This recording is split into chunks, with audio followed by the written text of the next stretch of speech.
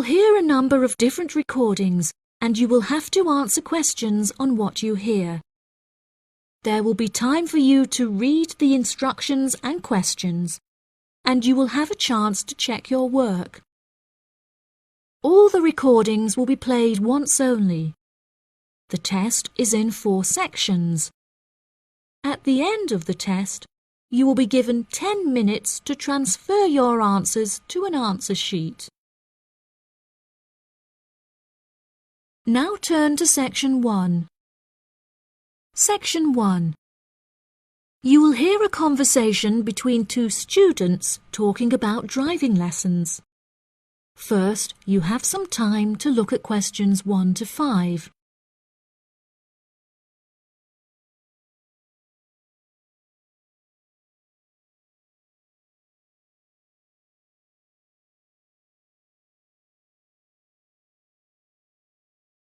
You will see that there is an example that has been done for you. On this occasion only, the conversation relating to this will be played first. Hi, Zach. I heard you passed your driving test. Congratulations. Thanks, Olivia. I passed just last week. It feels great to be independent and driving on my own. I really want to take driving lessons, but I haven't been able to find a driving school that will give lessons during the weekends, so that I don't have to miss any classes at college. The woman wants to take driving lessons during the weekends, so weekends has been written in the space. Now we shall begin. You should answer the questions as you listen, because you will not hear the recording a second time. Listen carefully and answer questions 1 to 5. Hi, Zach. I heard you passed your driving test. Congratulations. Thanks, Olivia. I passed just last week. It feels great to be independent and driving on my own. I really want to take driving lessons, but I haven't been able to find a driving school that will give lessons during the weekends, so that I don't have to miss any classes at college. The driving school that I used was brilliant and really flexible with their teaching hours. It's really close to the school. The address is 67 Kings Road. That's 67 King''S Road. Oh, that's perfect. I don't like the idea of driving around busy streets. Did your teacher make you drive in urban areas, or did he mainly teach you on roads in the countryside? My teacher said that I had to learn on both in order to become a good and experienced driver. We would start in the city centre and then drive north above the city. He sounds like a good teacher. Would you mind giving me his contact details so I can ask him for lessons? Of course. My mother's friend Daniel Smith referred me to him. His name is Alan Sutcliffe. Could you spell the surname, please? Sutcliffe.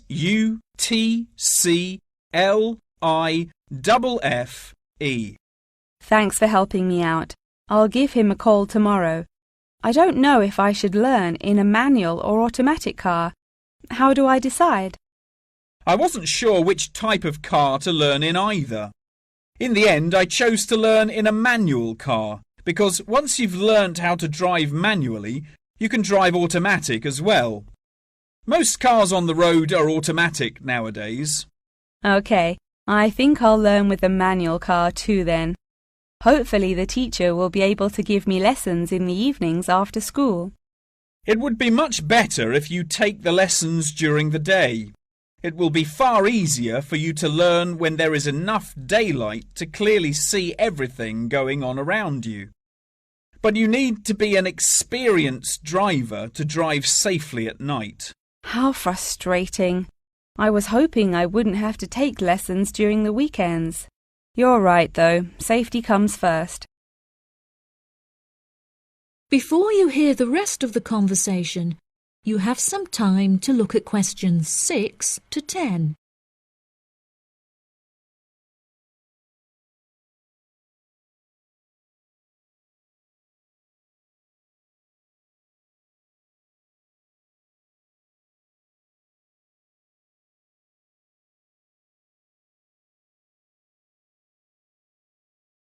Now listen and answer questions 6 to 10. Speaking of safety, you should wait until summer to start learning.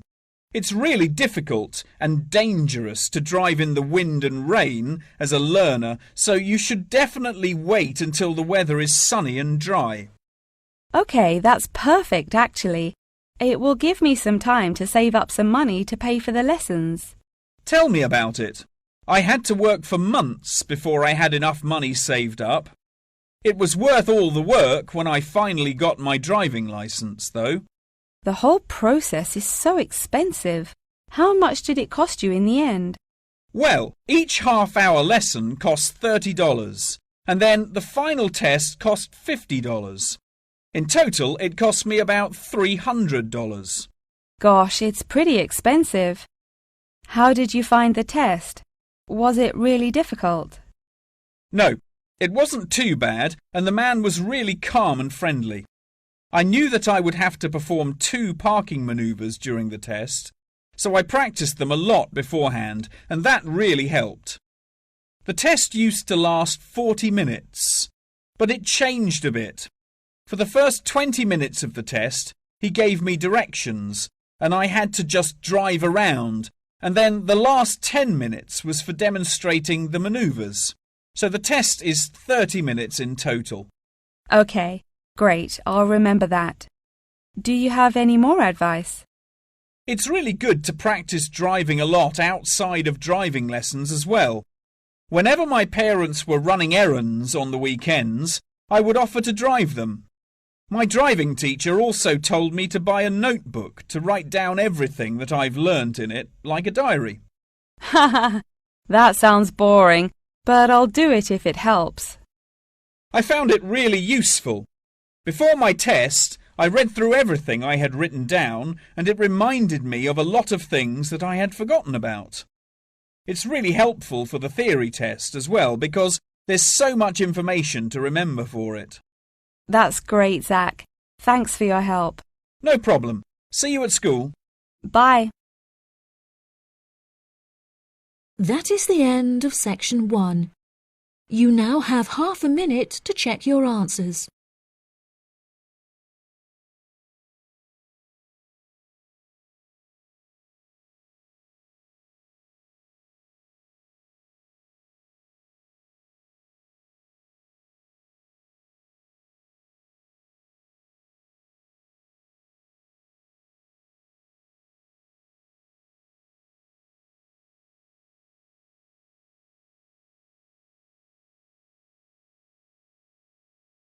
Now turn to section 2.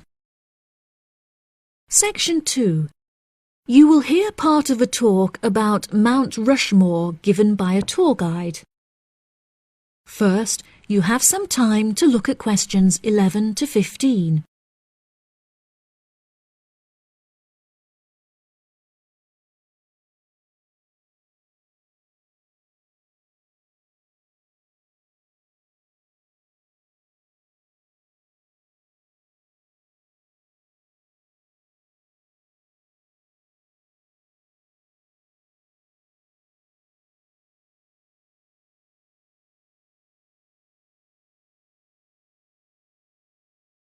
Now listen carefully and answer questions 11 to 15.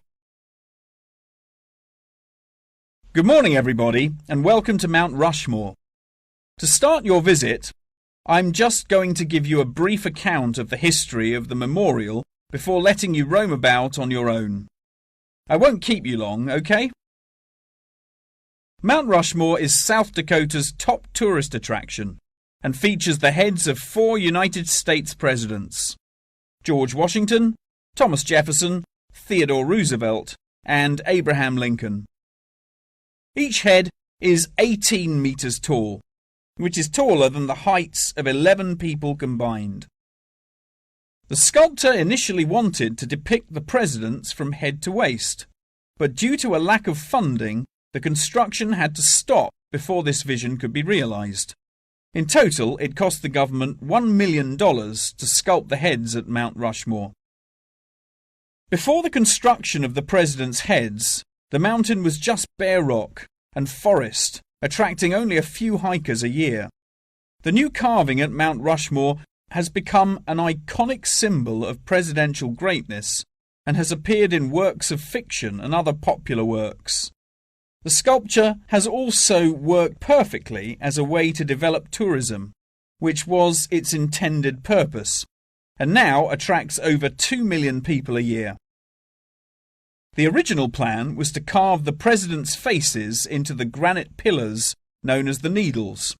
However, the sculptor soon realised that these rocks were too eroded and delicate to support such a large sculpture. Instead, he chose to locate the carving at Mount Rushmore due to its grand appearance and brightly lit rock faces that experience maximum exposure to sunlight throughout the day as a result of the southeast orientation. Upon seeing Mount Rushmore, the sculptor declared, "America will march along that skyline." The name of Mount Rushmore also has an interesting history. The location was originally known as the Six Grandfathers. However, during an expedition in 1885, the mountain was renamed after Charles E. Rushmore, a prominent New York lawyer who joked that his annual treks to the mountain had earned him the right to have it named after him. 40 years after the mountain was renamed, Charles E. Rushmore donated $5,000 towards the sculpting of the president's heads, the largest single contribution. In 1927, the construction work started and 7 years later was complete with no fatalities. So that's the history for you. If you'd like any more information, please feel free to ask me questions, or you can soak up the information from our fantastic guidebook. Before you hear the rest of the talk, you have some time to look at questions 16 to 20.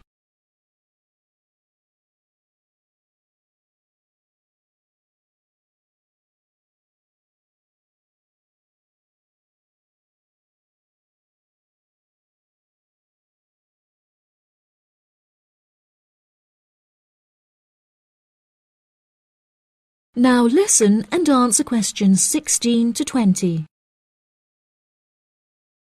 Now I'm going to give you a plan of the site, and I'd just like to point out where everything is so that you can explore everything for yourself. We're currently standing at the entrance, which is marked with the arrow on the map. If you follow the trail up to our left, you will find the information centre. There's a great photo booth there where you can have your photograph taken with Mount Rushmore in the background for a fee of only $10. What a great souvenir! In front of us is the refreshment centre, where you can help yourselves to coffee, locally grown tea, and a delicious selection of cold drinks and biscuits. Be sure to stay hydrated as it can get really hot up here. To our right, not far up the trail, is the gift shop. Here we sell copies of the guidebook, and it's also the perfect place to pick up some small souvenirs for yourself, your family and friends. Now, further up the trail, behind the gift shop, is a big stone building with a workshop. This is where all of our souvenirs are made by hand, which you can purchase in the gift shop, like I said before. Some are even carved from pieces of rock taken from Mount Rushmore itself. If you carry on walking up the trail past the workshop, you'll find our state-of-the-art visitor centre, where you can find maps of the walking trails here at Mount Rushmore. Now for the real treat. After you have walked past the visitor centre, you can follow the trail up to the left, which will take you to our wooden shelter. From here you will have the best view of Mount Rushmore that there is, an experience not be forgotten. Right, if anyone wants a guided tour, then I'm starting at the information centre. If you'd like to follow me, this way please. That is the end of section 2. You now have half a minute to check your answers.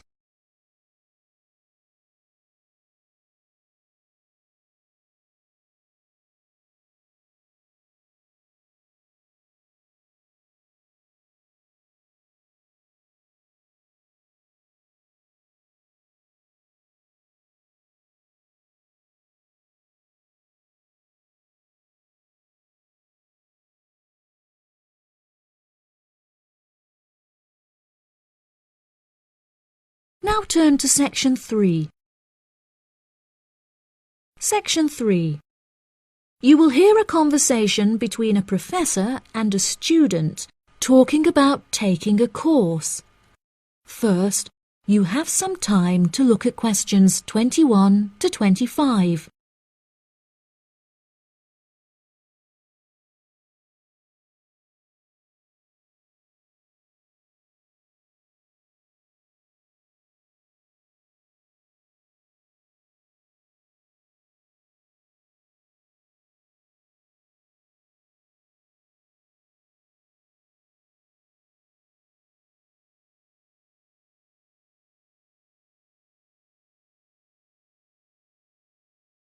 Now listen carefully and answer questions 21 to 25. Excuse me, Dr. Twain. May I speak with you for a minute? Of course, please come in. I'm Charlotte York. I'm considering taking your course in tourism. Right. Well, Charlotte, how can I help you? I have been considering studying tourism. However, it is such an important decision that I would like to seek some advice about it first. Would you mind answering some of my questions? Absolutely. Fire away. Well, I have been discussing courses with my parents, and they are concerned that I will not be able to get a well-paid job with a degree in tourism. The reason that I want to study the course is that I have a great interest in the subject, and I think I would really enjoy it. I believe the only way that I will enjoy my life is if I enjoy my career. Happiness is far more important than money, don't you think? Absolutely. I would much rather be happy and poor rather than rich and miserable. Money cannot buy you happiness. I'm glad you agree. You needn't worry about money, Charlotte. A large part of the tourism course is dedicated to teaching students how to manage finances, a skill that you can apply to your everyday life as well. I would also recommend that you take a sideline course in time management, as this can be incredibly useful in efficiently planning your workload. Efficiency is the key to success. I'll remember that. Now, I have found that some students have natural talents that really help them to succeed in the course. Communication skills, for example, can be very beneficial. Do you have any strengths? Maths was always my favourite subject at school, so I really enjoy solving mathematical problems. However, I find statistics quite difficult.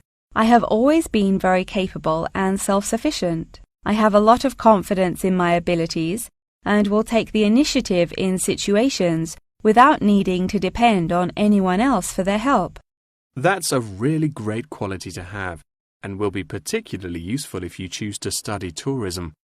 That's great. I would recommend that you spend some of your time researching the course. A lot of people who are uneducated on the subject claim that tourism is a shrinking industry and that it will become irrelevant in the future. If you study the published research, however, you will see that the truth is quite the opposite. The industry has, in fact, grown significantly as people have developed an ever-increasing interest in culture and travel. Have you compared the university course with a polytechnic? Yes, I have. I was interested in studying the course in modules. However, the university doesn't offer that option. I don't have enough funds to be able to attend an expensive university, so I was relieved to see that the course is quite affordable. I also considered attending a summer school instead of university to save money, and so that I could work during the rest of the year. But I really wanted the university experience. I think that university would suit you well. Before you hear the rest of the conversation, you have some time to look at questions 26 to 30.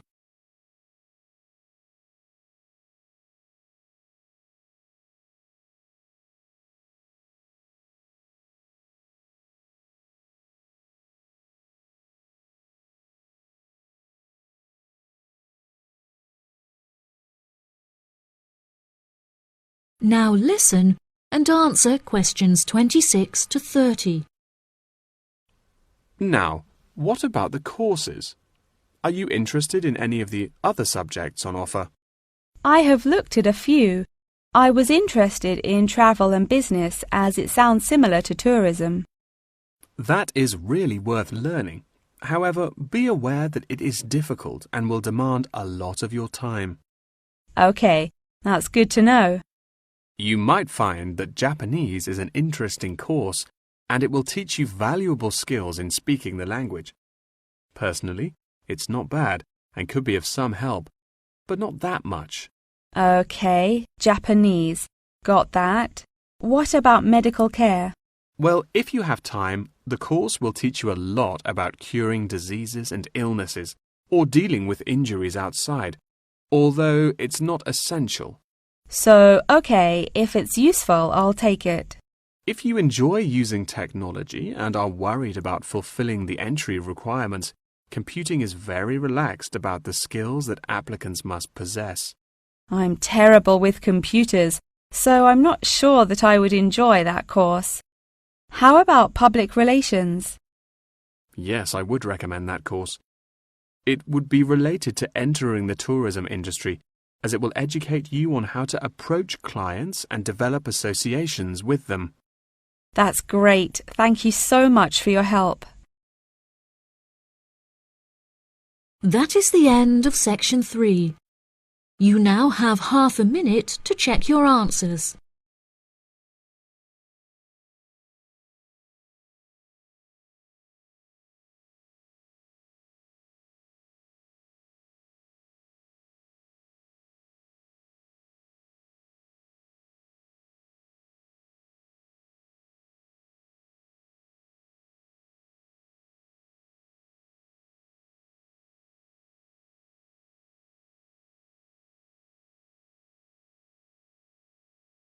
Now turn to section 4.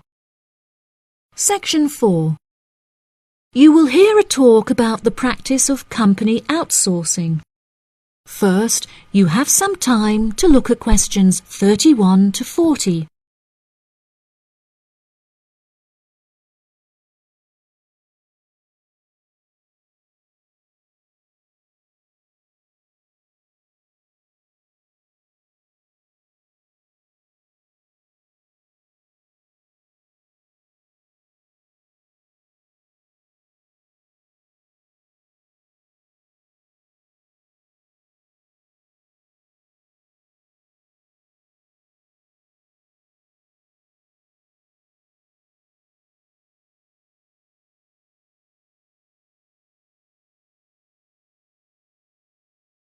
Now listen carefully and answer questions 31 to 40.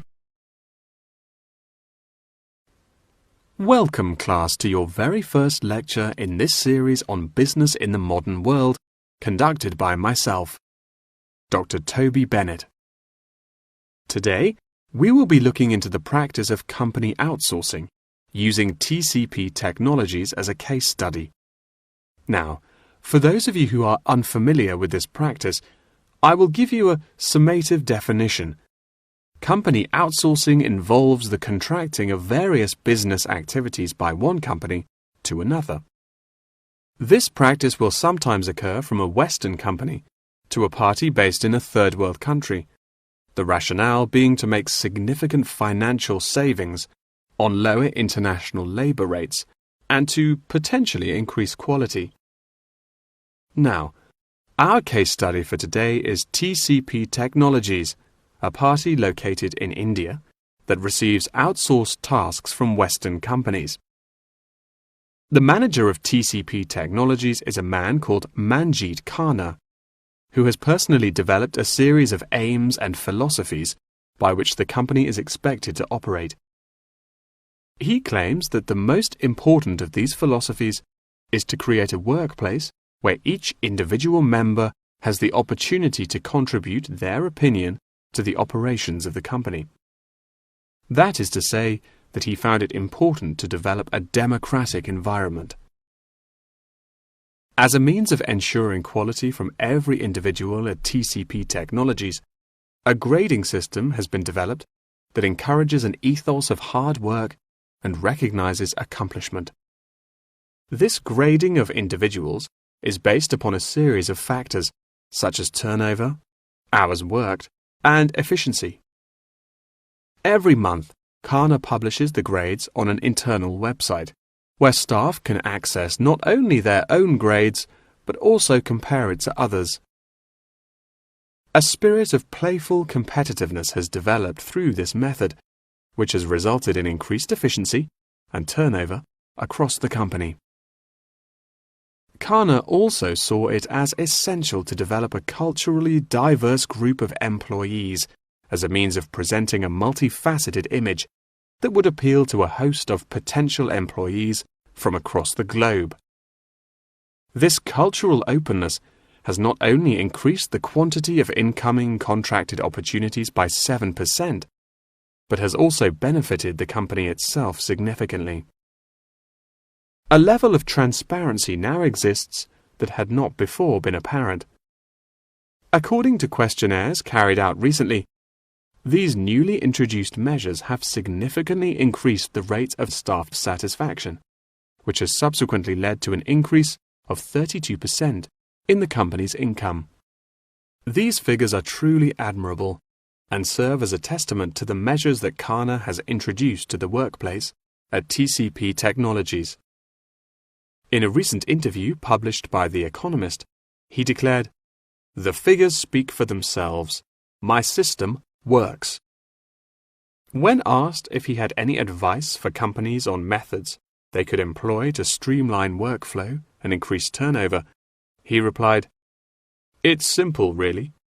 A company must see itself not as one entity comprised of nameless components, but instead as a living organism composed of cells, each one essential to the functioning of the whole.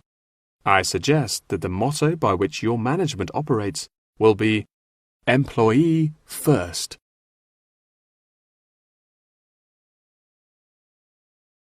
Many benefits have been reaped from the aforementioned changes in management style, such as a significant decrease in staff turnover. This improvement alone has solved many problems that had before stunted the growth of the company. A lot of these improvements came from the realization that the solution does not have to be produced internally, but can come from any other company. The grading system also immeasurably enhanced the dynamics of the company. The fact that this measuring system is solely produced for staff members and inaccessible by management means that it cannot be used as a judging criterion for promotion. It has proven itself a relaxed and informal means of stimulating workflow. When asked about specific features of his managing style, Kana mentioned that it is important for him to respond personally to any complaints filed by staff members. Having found the existing complaints process slow and ineffective, he introduced a new online system that created a direct line of communication between Kana and all employees of the company. The complaint form, dubbed by Kana as a ticket, eradicates the middleman, is easily accessible to all employees online, and has an interface that can be instinctively navigated. Any staff-related complaint, such as those relating to air conditioning and food quality, can be submitted directly to Kana via this online system. Entitlement to vacation is also a popular issue discussed through this forum.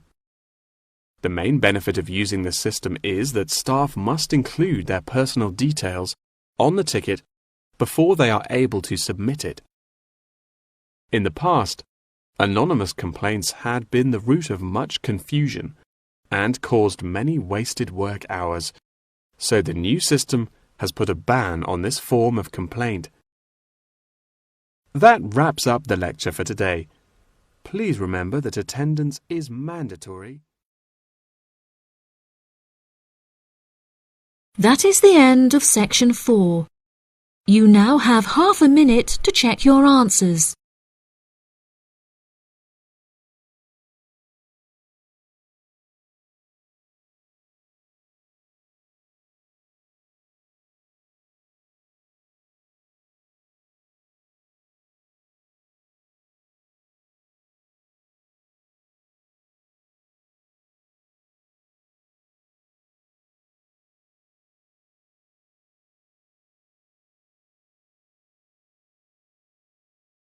That is the end of the listening test. In the IELTS test, you will now have 10 minutes to transfer your answers to the answer sheet.